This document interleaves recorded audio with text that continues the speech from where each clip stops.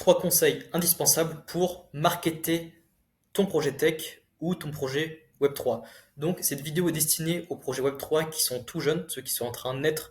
Donc, si vous êtes fondateur de projet, cette vidéo est faite pour vous, et notamment pour ceux qui veulent marketer des jeunes startups. Ok? Donc, notamment au niveau de ton idée de ton entreprise, forcément, tu l'as eu il y a quelques années, tu as l'ambition de révolutionner le monde. Ton idée d'ailleurs est sûrement très géniale, mais forcément, si tu veux de la distribution, si tu veux des utilisateurs, si tu veux un projet Web3 avec du volume, il te faut absolument apprendre à marketer ton projet correctement. Et si c'est un projet Web3, tu dois savoir les conditions de comment le lancer dans l'idéal et à quel moment il faut le lancer pour faire un succès. Donc, tu es en train de bâtir ton projet ou ta tech, et justement, tu es même peut-être à la recherche de lever de fonds. Justement, ces 3 piliers que je vais te présenter juste dans cette vidéo vont pouvoir t'aider à lever des fonds, vont pouvoir t'aider à révolutionner le monde, et vont pouvoir t'aider à faire connaître ton idée, qui est d'ailleurs géniale, au plus de monde possible. Donc, on va d'abord se concentrer sur le premier pilier, qui est de se focus sur une seule fonctionnalité et de la mettre en avant. Je vais avoir plusieurs projets études de cas dans lesquels on va décortiquer un petit peu qu'est-ce qu'ils ont mis en place et comment ça se fait que eux ils ont autant de succès. Donc pourquoi se focus sur une seule fonctionnalité? Tout simplement parce que la première chose à faire, c'est surtout que tu es sur dans un marché où il y a beaucoup de concurrence, ça va être de se démarquer.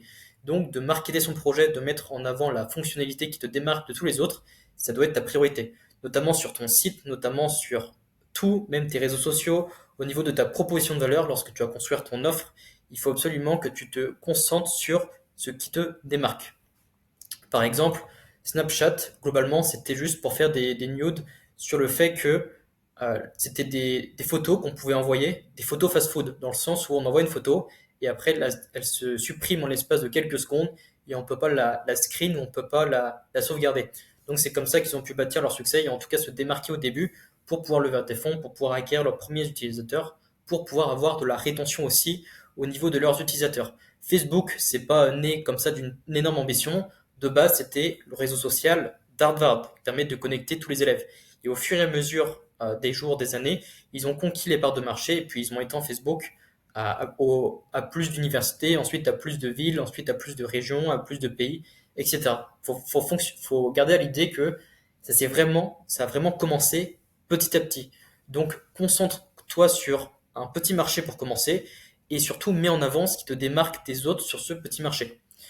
Donc partir avec une vision où tu veux révolutionner le monde, c'est une très bonne ambition, mais ça peut être une très grosse erreur. Moi, ce que je te conseille, c'est d'écrire sur papier une liste des éléments qui te démarquent de tes concurrents. Notamment, on va regarder iClose, qui est d'ailleurs un concurrent de Calendly, qui est un concurrent de HubSpot Calendar, aussi de Cal.com. Et notamment, on voit directement la première chose qui le démarque, ça va être de disqualifier automatiquement tes prospects et surtout disqualifier les leads non qualifiés, égale ROI instantané. Du coup, les premières secondes qu'on tombe sur leur site, on voit directement ce qui démarque des autres. Ça va être, ok, voici le résultat. Tu veux obtenir 30% de 30% de prospects en plus. Ici, les concurrents sont d'ailleurs nommés, les plus gros concurrents de la niche. Et ici, il explique carrément leur proposition de valeur. Ben, nous, voici ce qu'on fait différemment par rapport à eux.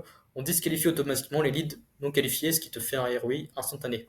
Si on regarde Ledger c'est différent parce qu'ils sont sur l'innovation, mais on voit bien, là, ce qu'ils mettent en avant directement, c'est le fait que ça soit sécurisé, qu'on peut acheter, échanger, stacker, et surtout avec ce nombre de cryptos. Donc, il y a énormément de cryptos disponibles. Mais surtout, ce qu'ils mettent en avant, c'est le fait que ce soit des wallets physiques et sécurisés. Parce que c'est là où est leur proposition de valeur, et c'est ce qui permet de démarquer Ledger par rapport à MetaMask, par rapport à Trust Wallet, par rapport à tous les wallets.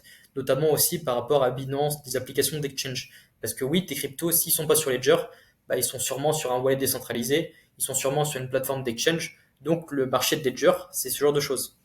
Et donc on voit directement la proposition de valeur avec le fait que ce soit sécurisé, que c'est des wallets physiques, des cryptos t'appartiennent à toi-même. C'est ce qu'ils mettent en avant. Ok, donc j'espère que tu as bien compris. Donc pour continuer, j'ai envie que tu fasses une liste des éléments qui te permettent de démarquer tes concurrents, c'est extrêmement important.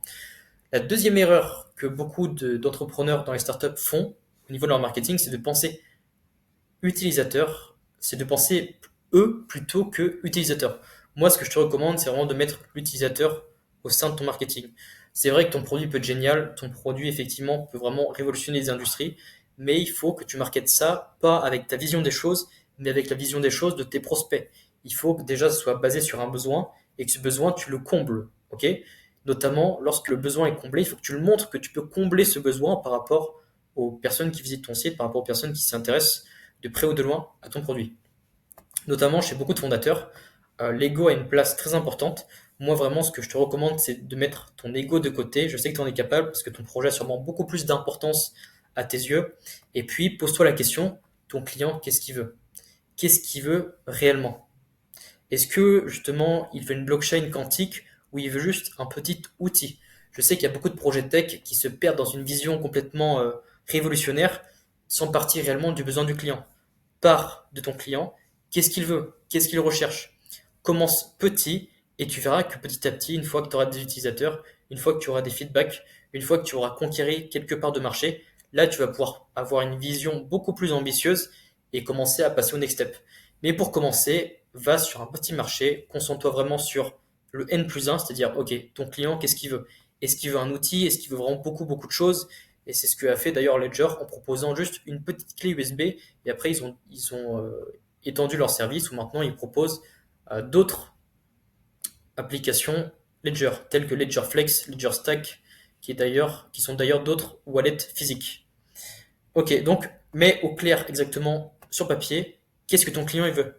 Ok, ne pars pas de la partie tech, mais vraiment de la partie marketing, donc de la partie besoin. Qu'est-ce que ton client il veut? Vraiment, mets ça sur papier. Qu'est-ce que ton client il veut? Est-ce que tu lui as posé des questions à tes prospects? Est-ce que tu as fait une liste de questions dans lesquelles tu as récolté un maximum de données, tu as récolté du feedback pour voir si oui ou non bah, ton projet il résout un réel besoin? Et ça, c'est d'ailleurs une grosse problématique qui tue énormément de startups, même des startups qui ont réussi à lever des fonds parce que ils partent trop de la partie vision, de la partie tech, de la partie idée, mais ils délaissent complètement la partie marketing, la partie client, la partie besoin. Et en fin de compte, des années après, ils se rendent compte que ils ont construit un putain de produit qui répond à un besoin ou pas trop. Donc des fois, oui, il y a des startups qui lèvent des fonds et qui construisent une tech formidable qui n'est ancrée sur aucun besoin. Donc c'est de l'argent de gaspillé, c'est beaucoup de choses de perdues. Et notamment, toi, en termes de start-upper, bah, t'as pas envie de foirer ton projet. Surtout si tu en es au début, bah, franchement, c'est une énorme opportunité de pivoter et de basculer sur pas forcément une nouvelle tech, mais de l'orienter avec une meilleure proposition de valeur. C'est vraiment ce que j'essaye de transmettre au cours de cette vidéo. Notamment sur le point numéro 3, bah, normalement, ça va être de t'entourer correctement. Notamment si toi, tu es issu plus de la partie produit, de la partie start-upper, je sais pas, école de commerce, même de la partie tech, bah, il faut absolument que tu t'entoures de personnes pour t'accompagner. Je ne dis pas forcément qu'il faut que tu prennes moi dans ton équipe, ça peut être d'autres personnes, je m'en fiche totalement. Je suis ici pour t'apporter la valeur, pour t'amener quelques prises de conscience, pour que tu pilotes au maximum ton projet et que tu aies le meilleur succès au cours de la vie de ton business. Donc, si le marketing, c'est d'ailleurs pas ta zone de génie, peut-être que tu en as jamais fait, peut-être que tu n'as jamais fait de création de contenu, peut-être que tu n'as jamais fait de lead gen, que tu n'as jamais créé d'offres, bah, désolé, mais tu dois trouver potentiellement un CMO, c'est-à-dire un Chief Marketing Officer, une personne qui va piloter le marketing à ta place, que tu vas recruter dans ta boîte directement.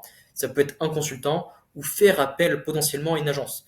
Parce que sinon, c'est perdu. Si tu essayes de marketer ton projet alors que tu n'as pas les compétences en marketing, ça va être extrêmement difficile d'avancer. Et ça, c'est une réalité. Un produit sans marketing ne connaîtra jamais le succès escompté. Un produit sans marketing aura beaucoup plus de mal à lever des fonds. Un projet sans marketing va galérer à créer une communauté autour de sa vision. C'est une réalité. Donc, entoure-toi, commence à envoyer quelques messages sur LinkedIn, scrute ton réseau pour voir, ok, quelle est la personne qui peut t'aider, essaye de pitcher ton projet un peu à ton entourage pour récolter des feedbacks, et tu vas voir que oui, il y a des personnes qui vont être intéressées pour rejoindre ton équipe, peut-être qu'ils vont même t'apporter un peu de feedback sur comment tu pourrais affiner ton idée, affiner la vision, même pourquoi pas là, au niveau de l'opérationnel, comment tu pourrais optimiser, je sais pas, ton process de communication, ton process de recrutement, ton process d'onboarding, tout ce genre de choses. Notamment si tu es encore à la fin de cette vidéo, bah, peut-être que moi je peux t'aider aussi en retour. Donc je t'offre 30 minutes de consulting si tu veux échanger avec moi sur l'une de tes problématiques. Le lien est juste en dessous et on se retrouve de l'autre côté. Merci à toi pour ton écoute.